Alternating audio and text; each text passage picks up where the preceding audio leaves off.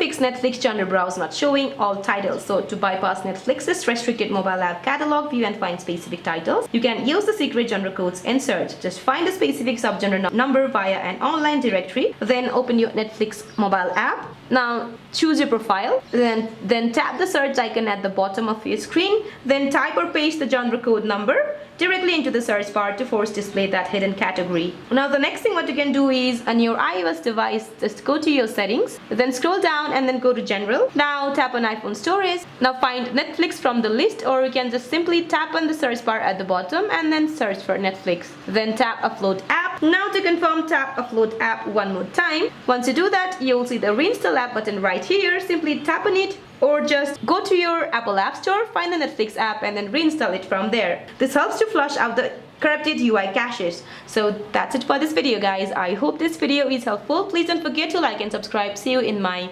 next video.